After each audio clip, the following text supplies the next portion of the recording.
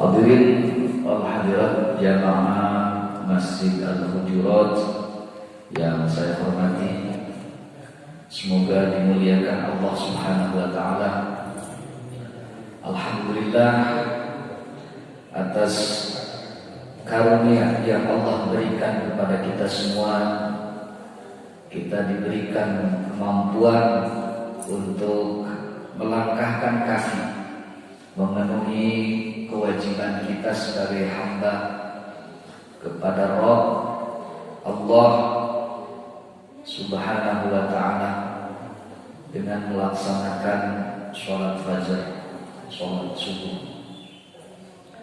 Semoga rangkaian ibadah yang kita jalani dengan dasar ikhlas mengharap keridhaan Allah diterima oleh Allah Subhanahu wa taala. Amin ya rabbal alamin.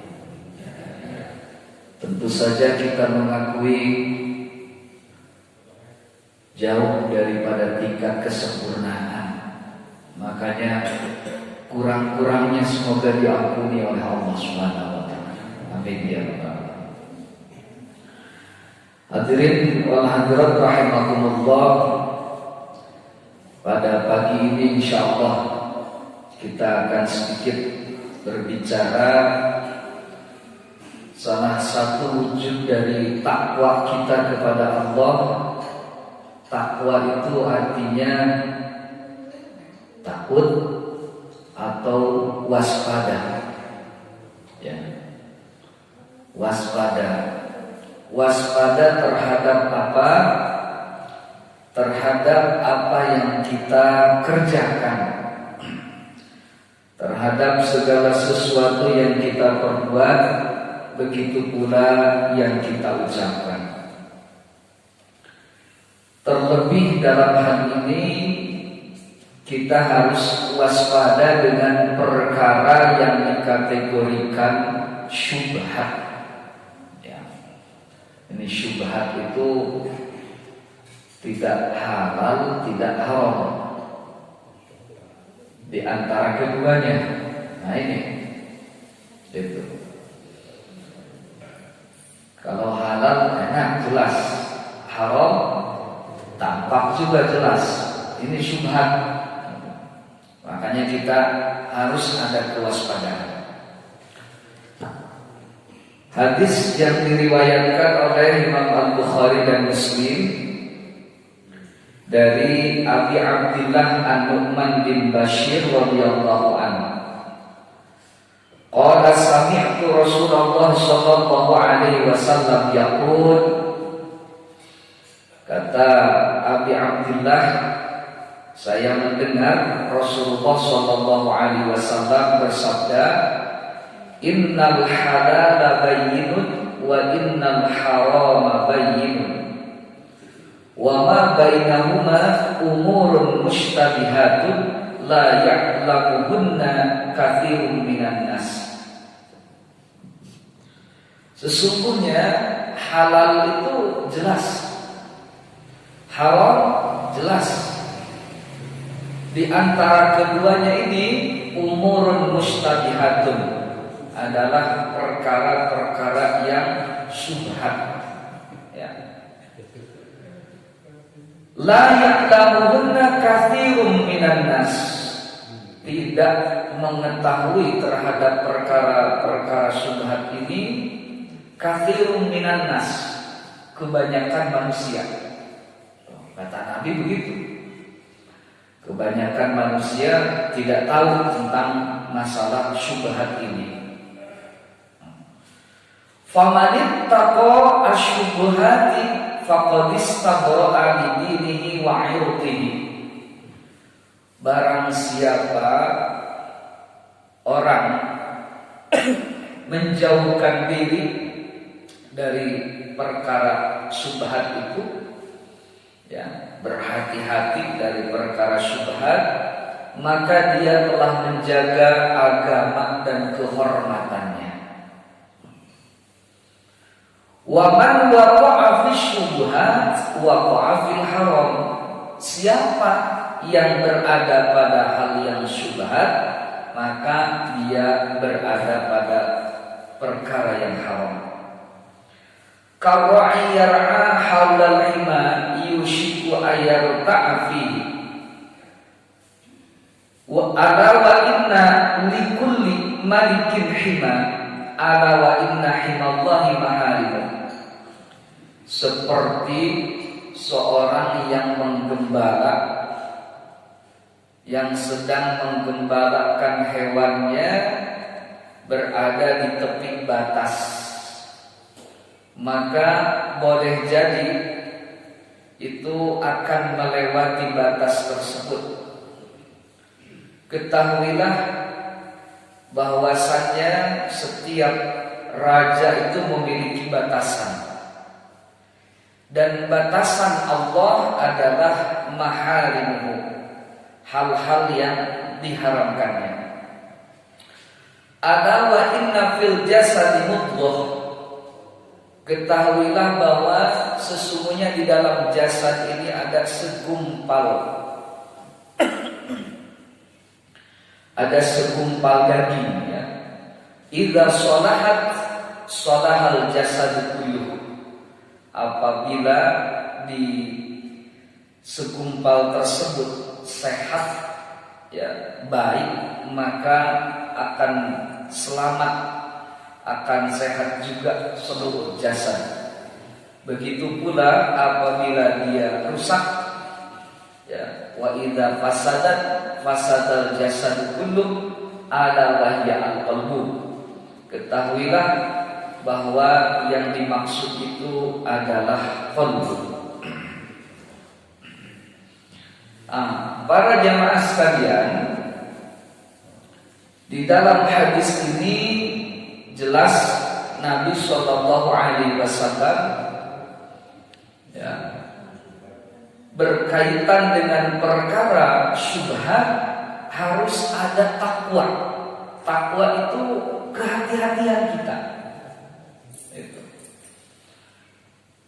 Perkara yang halal jelas, yang haram jelas, ya. Sudah disebutkan di mana kalau berdasarkan Al-Quran Allah menyatakan dengan kalimat wa ahalla, itu berarti sesuatu hal dihalalkan. Contoh misalnya wa ahallallahu al-bai'a wa harrama riba. Allah telah menghalalkan jual beli tapi mengharamkan riba. Itu jelas. Di antara dua yang jelas ini, maka ada yang masih samar. Apakah sebab samarnya mungkin ada dalil yang belum difahami secara jelas atau dianggap kontradiktif, dianggap bertentangan, sehingga ada larangan, ada anjuran. Nah, inilah kenapa kata Nabi Shallallahu Alaihi Wasallam, la ya'lamuhunna katsirun minan nas. Jadi kebanyakan manusia tidak tahu tentang itu, maka para ulama lah yang memberikan penjelasan tentang hukum-hukum, ya, yang belum dijelaskan. Tetapi para jamaah sekalian, Nabi Shallallahu Alaihi Wasallam memberikan perumpamaan, ya, dalam hadis ini, bahwa kenapa kita itu harus berhati-hati dengan perkara syubhat. Itu diumpamakan seakan-akan orang yang menggembala dekat dengan batas. Nih, kalau satu saat mungkin saja karena sudah dekat dengan batas, dia masuk melewati batas itu maksudnya. Maka apabila kita berada pada perkara yang syubhat, boleh jadi, ya, lama kemudian masuklah kepada perkara yang haram. Nah, sehingga yang paling baik pilihannya adalah famanittaqo bisyubhat. Ini berhati-hati, bertakwa dengan perkara yang syubhat, itu sama dengan menjaga agamanya, juga menjaga kehormatannya. Para jamaah sekalian, bukan berarti melaksanakan ajaran Islam itu berat ataupun sulit, tidak. Karena kata Nabi, ad-dinu yusrun, agama itu ringan, agama itu mudah, ya. Dan tubuh kita telah dibuat mampu oleh Allah Subhanahu wa taala untuk menjalankan ibadah. Lalu bagaimana kalau kita masih ada kesamaran tentang suatu hukum? Ya disitulah perintah Allah, fas'alu ahla dzikri in kuntum la ta'lamun. Maka bertanyalah kalian semua kepada ahli zikir, kepada ahli ilmu, jika kalian semua tidak mengetahui tentang hal itu. Ya. Kalau kita baca sebuah ayat, misalnya memang tidak disebutkan tentang pengharaman, tapi di situ disebutkan sebagai perbuatan setan. Itu sama saja, berarti di situ diisyaratkan tentang larangan perbuatan tersebut. Ya. Misalnya di dalam surah Al-Isra Allah menegaskan, wala tubadzir tabdzira innal mubadzirina kanu ikhwanasy syayatin wa kana asy-syaitanu li rabbih kafura. Kamu jangan berbuat tabdzir, atau bahasa kita mubadir. Ya. Sebetulnya kalau bahasa Arab, mubadir ini pelakunya, Pak. Kalau dalam bahasa Arab, pelaku perbuatan tabdzir adalah mubadir. Ya. Orang-orang yang memubadirkan kanu ikhwanasy syayatin, mereka ini adalah saudara setan. Berarti setiap perkara yang mengandung unsur mubadir harus dijauhi. Ya, lebih baik kita mungkin belanjakan harta kepada sesuatu yang bernilai kemanfaatan. Apakah untuk menyenangkan keluarga? Ya, apakah mungkin kita sebahagian infakkan, kita sedekahkan, ataupun hal-hal yang sifatnya baik. Ya. Jangan masuk ke dalam yang sifatnya tabdzir, perbuatan tabdzir. Para jamaah sekalian, dengan berhati-hati kita terhadap perbuatan yang ada nilai tabdzir atau mubadzir, berarti kita telah menjaga agama kita. Berarti kita telah menjaga kehormatan diri kita.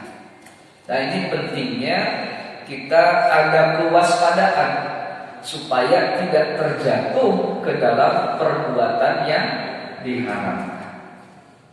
Alhamdulillah ya. Makanya kenapa di dalam ajaran Islam ya, perempuan itu apabila dia keluar harus disertai dengan mahramnya. Jadi seperti itu diantara. Ya. Meskipun konon katanya sekarang ya di Saudi pun dibolehkan perempuan untuk keluar sendiri, katanya begitu. Padahal untuk menjaga supaya tidak terjadi sesuatu fitnah, perempuan keluar dengan mahramnya otomatis selamat itu. Kenapa? Apakah memberatkan ajaran Islam itu? Sebetulnya tidak.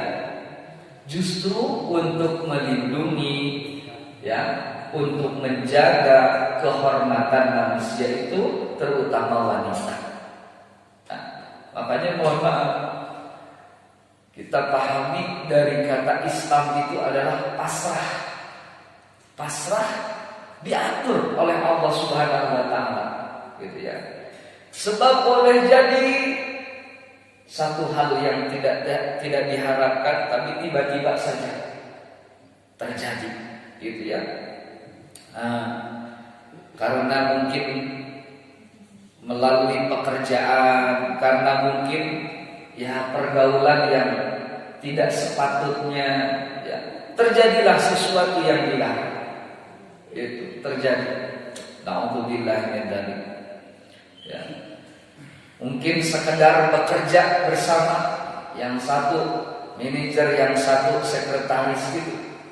Terjadilah sesuatu, ya, di situ kan mengarah-arah kepada hal yang mungkin bisa terjadi kepada pengharaman. Ya, perkara yang diharamkan. Boleh jadi seperti itu. Maka berhati-hatilah, waspada kita semua. Ya. Jangan sampai, ya, kita membiarkan anak laki perempuan kita berkhalwat, anak perempuan berkhalwat dengan ajnabi, ya, membiarkan barang-barang berduaan jauh dari orang lain. Ya, itu sudah jelas. Ya, la taqrabuz zina, jangan mendekati perbuatan zina. Kalau misalnya seperti itu, lalu bisa saja setan menggelincirkan. Oh, boleh jadi tiba-tiba malah alhamdulillah terjadi perbuatan zina. Itu seperti itu diantaranya. Termasuk dalam berbagai transaksi yang kita jalankan, ya, hati-hati. Kalau di situ belum jelas aturannya menurut ajaran Islam, lebih baik kita meninggalkan perkara yang meragukan pada diri kita. Ya, ini kita ragu mau jalankan atau tidak, tanya kepada ahlinya.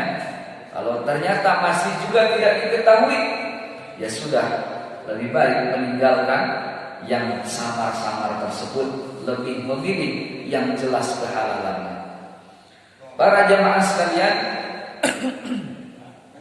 karena boleh jadi kalau sudah ditepi, apakah mungkin karena lupa, apakah mungkin karena lalai, bisa saja terjerumus. Ya, ini yang harus kita waspadai. Ini yang harus kita berhati-hati. Ya, kita jual beli boleh, ya, tetapi hati-hati kalau misalnya di situ ada unsur ribanya. Lebih baik yang jelas. Mohon maaf, misalnya kemarin musim investasi, ya, kita perlu jelas ini seperti apa ketentuannya dalam ajaran Islam. Apakah diperbolehkan, usahanya dalam bidang apa? Ya, banyak terjadi. Kemudian, mohon maaf Pak, ini pesangon dari pensiun, ya, dimasukin investasi semua, ternyata banyak yang tidak amanah mengelolanya. Ya Allah, ya Allah, saya kira ini mau tumbuh berkembang, ya, tapi ternyata terjatuh seperti itu. Makanya mohon maaf, kita dari sisi hukum Islam biar kita selamat, ya, biar kita membawa ketenangan, maka sampai jelas dulu seperti apa hukumnya. Hati-hati, ya. Ada ini mah jelas kantornya juga, iya jelas di mana tempatnya. Tapi ketika pengelolaannya ternyata tidak memakai ajaran Islam, itu yang benar, atau ternyata pakai si ajaran Islam tetapi pengelolaannya tidak amanah. Nah, ini menjadi pelajaran bagi kita semua. Hati-hati dalam melangkah. Ya. Yang paling enak kan ini sudah jelas hukumnya, itu baik halal maupun haramnya. Nah, para jemaah sekalian, betapa penting kita memelihara agama dan memelihara kehormatan kita. Kita itu sudah dimuliakan oleh Allah, ya. Kita dimuliakan oleh Allah, berarti bagaimana kita menjaga diri kita, ya, kehormatan kita sebagai mukmin. Dan ingat kata Nabi SAW, siapa orang yang sudah mengucap kalimat syahadatain, maka terpelihara jiwa dan hartanya, keluarganya. Itu. Jadi jaminan darahnya, ya, kehormatannya, keluarganya, hartanya, maka tidak boleh diganggu. Ini makanya jangan sampai ya kita terjerumus ke dalam pemahaman-pemahaman yang bertentangan dengan ajaran Rasulullah SAW, meskipun dengan labelnya Islam. Ya, meskipun dengan labelnya Islam. Berhati-hati. Masa ada anak boleh mencuri harta orang tuanya karena anaknya ini sudah berbaiat? Itu masalah. Ya. Masa kepada orang tuanya sendiri dianggap tidak seakidah karena sekedar baiat? Nah ini, maka harus waspada, jangan sampai masuklah ke dalam yang seperti itu. Itu. Ya. Tahu-tahu sudah ikut ajaran yang tidak benar gitu. Ya. Sampai-sampai yang terakhir yang di mana itu? Yang sampai boleh mandi bareng laki perempuan, di mana itu pernah? Itu asal ikut ya. Mungkin tidak ada kehati-hatian atau tidak ada pengetahuan. Maka pentingnya ta'lim itu di situ. Supaya kita mengetahui ini yang dibolehkan, ini yang dilarang. Itu. Betapa beruntung apabila kita di dalam hati ini diberikan furqan oleh Allah. Furqan itu pembeda antara yang hak dengan yang batil, yang benar dengan yang salah. Jadi kuncinya para jamaah sekalian terhadap perkara yang syubhat, supaya kita tidak terjatuh terhadap perbuatan yang diharamkan, maka lebih baik menghindari perkara-perkara yang syubhat. Hindari saja. Ini ada sebuah peribadatan, tetapi tampaknya rada kurang jelas. Masa dzikir itu harus gelap-gelapan gitu? Itu ada itu jamaah. Ya, harus lampunya dimatiin katanya. Gitu. Atau itu mah balik bobo berarti bu. Mau tidur atau itu. Hati-hati. Sebab kalau kita mau menyendiri zikir, memusatkan pikiran kita, ya boleh. Kalau terang gelap silahkan. Ya. Karena Islam itu mengajarkan tetap mengingat Allah, baik dalam kesendirian maupun keramaian, baik dalam keadaan menyendiri, tersembunyi ataupun terang-terangan. Tetapi kalau misalnya di dalamnya ada sebuah ritual-ritual yang mungkin di situ bertentangan dengan ajaran Islam, lebih baik segera menjauh, lebih baik berhati-hati. Gitu. Ini Pak, saya berobat, terus misalnya medianya itu nanti Bapak dihilangkan penyakitnya melalui kambing. Ada yang begitu nggak? Bisa itu seperti itu? Ya, penyakit yang diderita dipindahin ke kambing. Ya, kalau sekiranya kita samar, takut terjadi sesuatu daripada melenceng, mending yang sederhana begini. Ambil aja jalur yang boleh. Apa? Sedekah. Boleh nggak sedekah? Boleh dengan kambing. Boleh. Boleh dengan sapi sedekahnya. Itu resepnya senang Pak. Ya, ada yang sedekah potong kambing dibawa ke masjid, nikmat makan. Sedangkan sedekah itu apa? As-sedekah itu tanfa'ul bala. Sedekah itu akan mencegah dari bala, dari cobaan, dari ujian, dari penyakit dan sebagainya. Saya kira ini lebih selamat. Ya, apabila kita masih samar-samar dengan tadi pemindahan penyakit kepada hewan. Itu bisa atau tidak? Itu. Lebih baik ketika kita ada sesuatu hal, mungkin sakitnya, mungkin permasalahan, perbanyak kita sedekah. Idkhalus surur, senangkan orang lain supaya kita disenangkan oleh Allah. Berbagi kebahagiaan dengan orang lain supaya Allah memberi kebahagiaan kepada kita. Doakan orang lain ya, supaya para malaikat memintakan doa untuk kita. Itu seperti itu. Saya kira, wah saya berniat sedekah nih, pengen motong kambing gitu. Ya silakan. Boleh jadi dengan sebab itu sakitnya disembuhkan. Boleh jadi dengan itu permasalahannya dimudahkan. Daripada mungkin kalau ada hal-hal yang sifatnya ya meragukan, ya, meragukan. Kalau udah jelas ya silahkan, tidak mengapa. Boleh menurut ajaran Islam, ya silahkan.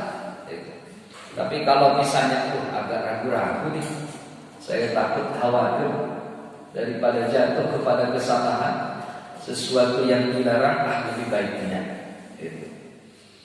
Ini mohon maaf ya, masih banyak sebagian diantaranya praktek-praktek yang lebih mengarah kepada perbuatan yang diharamkan.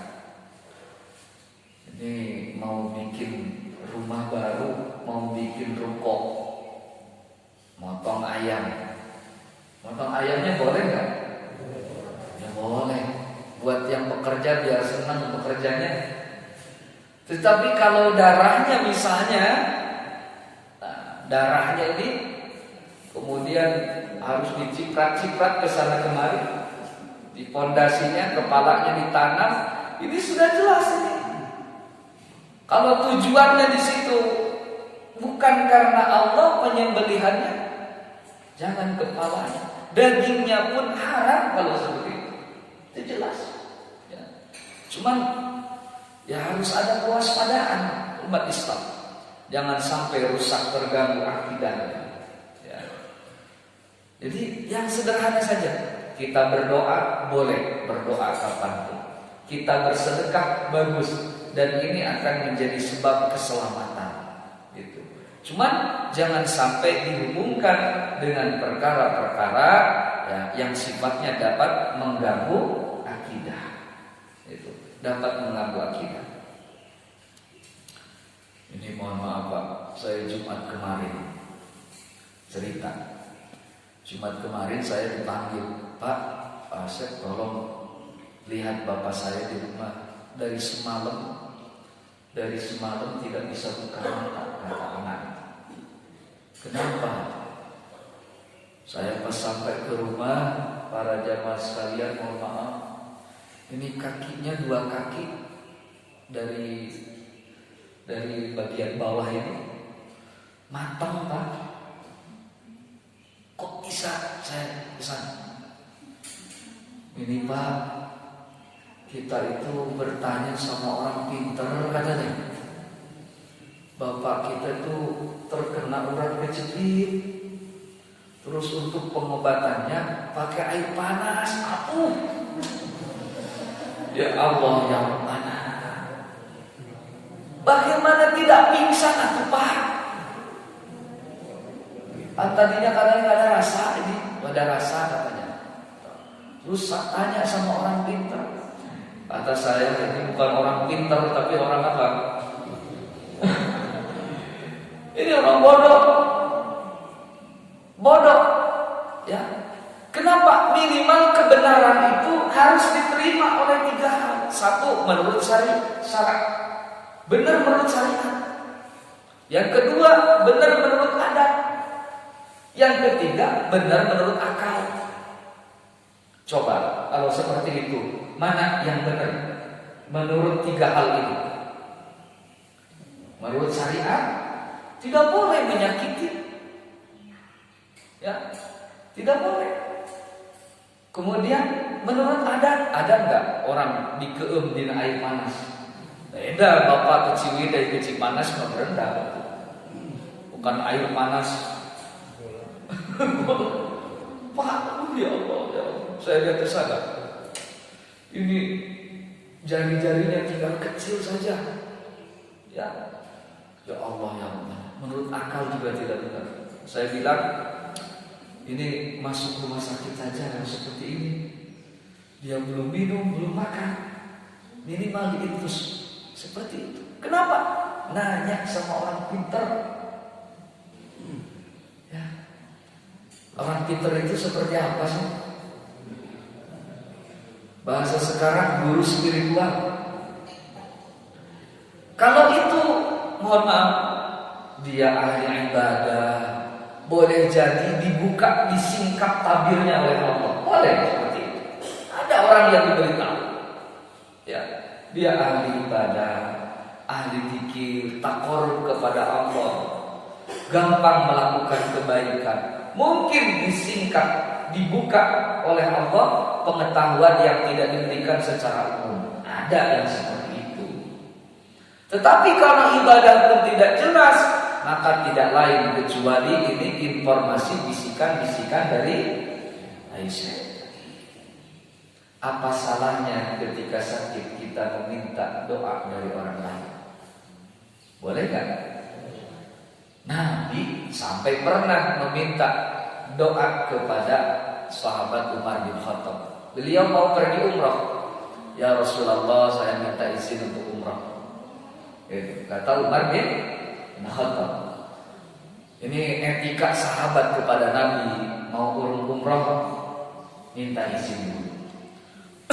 Kemudian kata Nabi, jangan sampai lupa doanya untuk kami. Nabi meminta juga didoakan oleh sahabat Umar bin Khattab. Padahal kurang diijabah apa doanya Nabi, tapi di situ Nabi mengajarkan bahwa tentang kebolehannya meminta didoakan oleh orang lain. Nah, didoakan oleh orang lain. Ini ada satu ibu-ibu, mohon maaf, beliau ini mu'alaf. Dia terkena kista, Pak. Kista di Santosa diperiksa. Saya lihat ronsen foto itu ada memang, dan kata dokter harus dioperasi. Subhanallah. Suaminya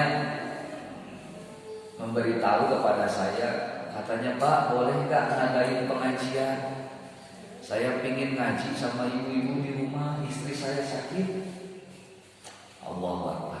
Boleh, namanya permintaan orang. Ini mau ngaji Quran bersama di rumahnya. Seminggu, 2 minggu mau dioperasi karena menunggu proses BPJS atau apa waktu itu suaminya. Kita mengadakan pengajian sama ibu-ibu. Ya Allah, ya Rabbana, Pak. Ini mohon maaf, bukan mukjizat ya. Sebab mukjizat untuk Nabi, untuk Rasul. Ini pertolongan aja dari Allah. Begitu hendak dioperasi, dipoto lagi, nggak ada itu, Pak. Nggak ada. Saya lihat fotonya, ini Pak katanya, ini foto ke-1, ini foto kedua. Makanya kami mau ngadain syukuran lagi di pengajian katanya. Alhamdulillah, Pak, ini fotonya yang kedua, bersih, tidak ada. Ya Allah, ya Allah. Yakin Al-Quran itu asyifa, obat. Obat. Makanya jangan pilih, jangan ambil jalan-jalan yang kira-kira ini subhanallah samar-samar remang-remang. Mending yang jelas aja. Baca Quran ibadah bukan? Ibadah. Al-Qurannya obat. Ini ya Allah ya Rabbana. Beliau itu harus mengumpulkan uang 15 juta rupiah. Nah, kita ngobrol juga dengan jamaah, ayo kita ini kan bagaimana caranya supaya operasi bisa dilaksanakan. Tapi qadar dari Allah, ketetapan dari Allah. Ternyata ketika masuk diperiksa lagi itu bersih, Pak, bersih, nggak ada. Wallahu a'lam seperti apa itu. Mudah saja bagi Allah, idza arada syai'an an yaqula lahu kun fayakun. Kita yakin seperti itu. Ini pelajaran sekalian. Yang satu jalannya remeng-remeng dan sudah pasti menuju haram. Yang satu jelas pengajian baca Al-Quran itu ternyata Allah berikan kesembuhan. Ini pelajaran bagi kita semua. Maka berhati-hatilah dalam perkara yang syubhat, termasuk termasuk jual beli juga kita ya. Jual belilah yang jelas, ya, transaksi kita jangan sampai masuk ke dalam perkara yang syubhat. Lanjutan dari hadis ini bahwa untuk sampai kepada tingkatan takwa itu kita harus memelihara segumpal daging yang ada pada diri kita, yaitu qalbu, hati. Makanya ada sebagian ulama yang memahami bahwa akal itu letaknya di hati. Ada yang memahami dari hati ini kemudian muncul di otak. Ada sebagian yang memahami bahwasanya tempatnya akal itu di otak, bukan di hati. Tetapi pada intinya ketinggian hati ya dalam mengontrol apa yang menjadi keinginan kita, di situ sebetulnya yang akan menjamin keselamatan. Sehingga kita harus menghindari penyakit hati. Kita hindari ujub. Ujub itu merasa lebih baik daripada orang lain. Harus hati-hati. Mana tahu orang tersebut sederhana kelihatannya, tetapi ternyata dia mulia di hadapan Allah. Bapak ingat dengan kisahnya Uwais Al-Qarni? Beliau ini seorang yang dalam kesederhanaannya, kalau beliau ada, nggak pernah ada yang nanya, Pak. Kalau beliau nggak ada, nggak pernah ditanyain. Saking apanya? Ya mungkin dianggap tidak berharga. Tapi ingat kata Rasulullah, wahai Umar, satu saat nanti ada kabilah dari Yaman, dari Qarn. Dia itu dulu penyakit kulit, ya. Ada tersisa sebesar uang dirham. Nanti kamu minta doa kepadanya. Kata Rasulullah SAW, jika dia berkenan, mintalah doa supaya kamu diampuni oleh Allah. Para jamaah sekalian, coba sahabat Umar itu kurang hebat, istimewa seperti apa dibanding orang ini? Ya, dibanding Uwais Al-Qarni. Beliau yang membela Rasulullah, berapa orang kafir yang ditebas lehernya? Ya. Berapa harta yang dikorbankannya untuk membela Islam? Tapi kata Rasulullah, engkau minta doa kepadanya. Ketika datang musim haji, datang kabilah dari Yaman, kemudian ditanyakan, mana yang dari Yaman ini? Mana orang yang dengan ciri-ciri ini? Ini. Ternyata diperlihatkan itulah Uwais Al-Qarni. Beliau ini sedang menggembala hewan, ya, di mana dia mau pergi haji tetapi tidak punya bekal. Dia bekalnya dengan mendapat upah dari gembalaan. Coba. Tapi Sayyidina Umar diperintah untuk minta doa kepadanya. Lihat di dalam kitab hadis Riyadhus Shalihin itu seperti ya. Ya Allah ya Rabbana. Artinya tingkatan seseorang itu ya, di hadapan Allah Subhanahu wa taala tidak diukur, tidak dilihat secara fisik. Allah tidak lihat bentuk, Allah tidak lihat rupa, tapi Allah melihat bagaimana amal dan bagaimana hatinya. Sehingga ini yang perlu kita jaga, ya, bagaimana hati kita supaya bersih. Jangan sampai ada takabur, jangan sampai ada sombong, merendahkan orang lain, menghinakan orang lain, tidak boleh. Atau ada iri kepada orang lain, ya, buang jauh-jauh, bersihkan hati kita. Maka kata Nabi, kalau hati ini sehat, bagus, akan bagus juga jasad kita. Begitu pula sebaliknya. Berarti kehati-hatian kita supaya tidak jatuh kepada perkara yang diharamkan berawal dari kebersihan hati. gitu ya. Jadi berawal dari kebersihan hati. Beruntung bila di pagi hari kita telah memanjatkan puji dan syukur kepada Allah dan tidak ada rasa ya iri ataupun dengki dengan pemberian Allah.